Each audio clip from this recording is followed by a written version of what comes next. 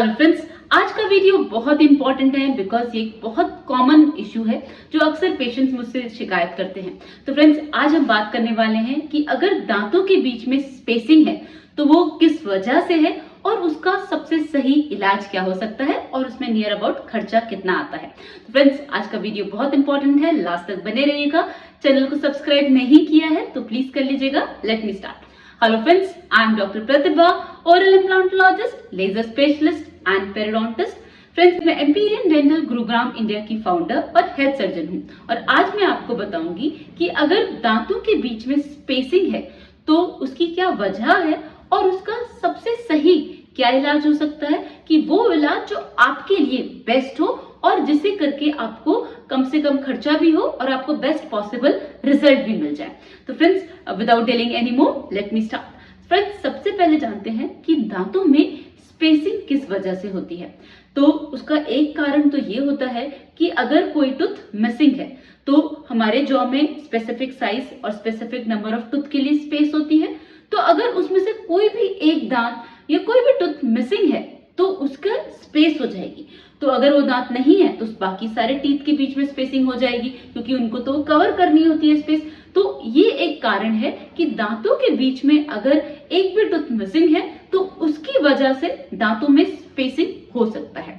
तो इसीलिए बार बार कहा जाता है कि अगर आपके मुंह में कोई भी मिसिंग टूथ है उसे जितना जल्दी हो सके रिप्लेस करा लीजिए, अदरवाइज हमें उसके कॉन्सिक्वेंसेस को बेयर करना पड़ता है। जो सेकंड कंडीशन होती है फ्रेंड्स, उसमें क्या होता है कि अगर आपके टीथ का साइज छोटा है और जॉ अपने प्रॉपर शेप में और साइज में है, तो अगर टीथ का साइज छोटा है और जॉ का साइज प्रॉपर है तो क्योंकि जॉ का जो शेप और साइज है वो प्रॉपर शेप और साइज के टूथ को अकोमोडेट करने के लिए होता है।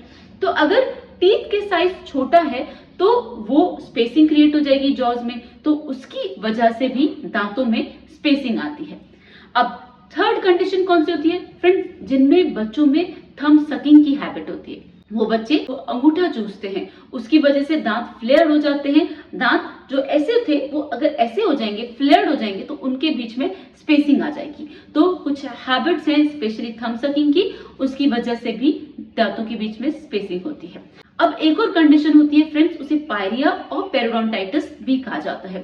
पायरिया की कंडीशन में क्या होता है कि मसूड़े और हड्डी में इन्फेक्शन की वजह से जो बोन लॉस होता है उसकी वजह से टीथ का सपोर्ट कम और अब टीथ मोबाइल हो जाते हैं। तो जैसे ही दांत हिलने लगते हैं तो उनके बीच में स्पेसिंग हो जाती है, उसे पैथोलॉजिकल माइग्रेशन कहते हैं। इनके अलावा एक जो सबसे ज्यादा कॉमन और मोस्ट इंपॉर्टेंट कंडीशन होती है, जनरली जो दो दांतों के बीच में स्पेसिंग दिखती है, उसे बोलते हैं हाई फ्रेनल अटैचमेंट। अब हाई फ्रेनल अटैचमेंट क्या होता है फ्रेंड्स? हाई फ्रेनल अटैचमेंट मतलब एक थिन म्यूकोजल बैंड होता है जो लिप को एल्वियोलर म्यूकोजा से कनेक्ट करता है। अगर ये जो बैंड है अगर वो अपने आइडियल पोजीशन से थोड़ा भी नीचे है, मोस्टली कि दो दांतों के बीच में एक थिक गम का बैंड है, वो गम का बैंड बैरियर है दो दांतों को आपस में मिलने से।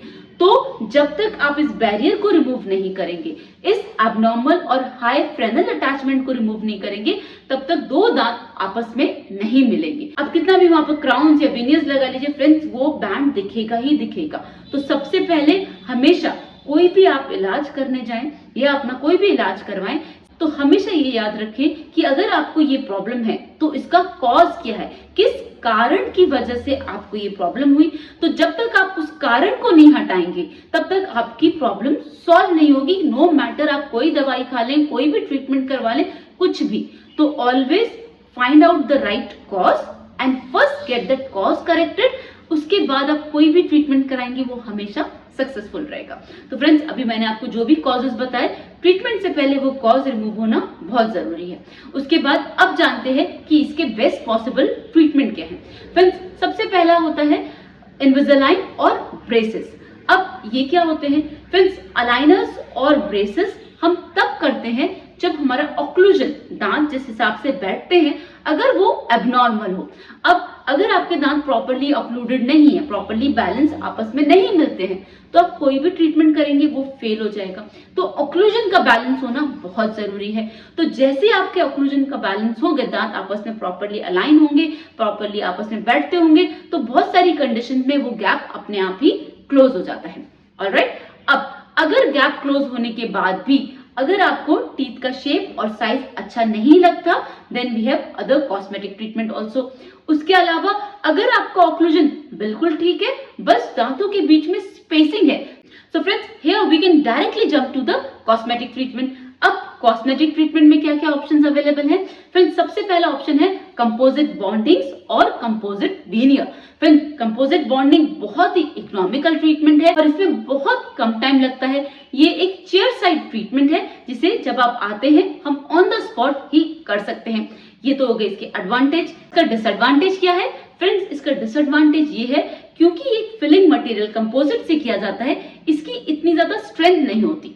तो अगर आपको इमीडिएट रिजल्ट चाहिए, आपके पास टाइम नहीं है और इकोनॉमिकल इश्यूज हैं, then friends composite bonding can be a very good option. Secondly इसका जो दूसरा डिसएडवांटेज है फ्रेंड्स, क्योंकि एक फिलिंग मटेरियल और सामने के दांत हैं तो इसमें स्टेनिंग होने के चांसेस हो सकते हैं। तो इन फ्यूचर अगर आपको ऐसा लगता है कि इसमें स्टेनिंग हो रही है या कभी वो फ्रैक्चर हो जाए तो उस पर रीबिल्डिंग हो सकती है। ऑलराइट, तो फ्रेंड्स ये तो हो गए एडवांटेज और डिसएडवांटेज ऑफ कंपोजिट बॉन्डिंग और composite veneers. Now come to the second option friends, porcelain veneers. Porcelain veneers की तो मैं जितनी तारीफ करूं उतनी कम है। Friends they are like thin shell. जैसे आप आईज पे लेंसेज पहनते हैं, फ्रेंड्स ये इतने पतले, इतने नेचुरल, ट्रांसलूसेंट, बहुत ही शानदार होते हैं और मोस्टली सभी सेलिब्रिटीज इसे वेयर कर रहे होते हैं, नो मैटर उनके टीथ कितने ही अलाइन और कितने ही शेप में हो, बिकॉज आप इनसे नेचुरली ब्यूटीफुल स्माइल को डिजाइन करते हैं। ये आपको ideally perfect dazzling smile on the spot आपको दे देते हैं। तो फ्रेंड्स वीनियर्स किन कंडीशन में करते हैं? फ्रेंड्स वीनियर्स करने के लिए हमें सिर्फ और सिर्फ 0.5 mm मिनिमल टूथ स्ट्रक्चर को रिमूव करना होता है, that is hardly anything. Alright, एक थिन शेल है जो टूथ सरफेस पे हमें ओवरलैप करना होता है। बस इसमें प्रॉब्लम क्या है, इसमें कोई मेजर इशू करेक्ट नहीं हो सकता। जैसे कि अगर दांतों के बीच में स्पेसिंग बहुत ज्यादा है तो नहीं हो सकता। डेंटल फ्लोरोसिस, अगर दांतों में डैमेज बहुत ज्यादा है तो वो करेक्ट नहीं हो सकता। As I said, here we can only remove 0.5 mm tooth structure, that is very much minimal.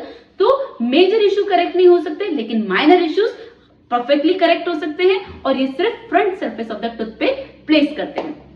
Alright, now अगर ये नहीं हो रहा तो फ्रेंड्स हमारे पास जो थर्ड ऑप्शन है वो तो बहुत ही शानदार है, जिसे क्राउन्स कहते हैं। फ्रेंड्स उसमें पूरा टूथ सरफेस कवर होता है, तो उसमें कोई भी इशू हो आपके टूथ में वो सब उससे कवर हो जाता है। वो 360 डिग्री टूथ को कवर करता है, तो उसको प्रॉपर स्ट्रेंथ, प्रॉपर सपोर्ट और उसके अंदर जो भी एरर्स हैं आगे पीछे पूरी तरीके से कवर करता है। वेयर वीनियर्स सिर्फ फ्रंट सरफेस को ही कवर करते हैं। तो फ्रेंड्स वेदर इट्स वीनियर्स और whether it's crown, both are same material, दोनों सेम मटेरियल के ही बनते हैं, दोनों में कोई डिफरेंस नहीं है।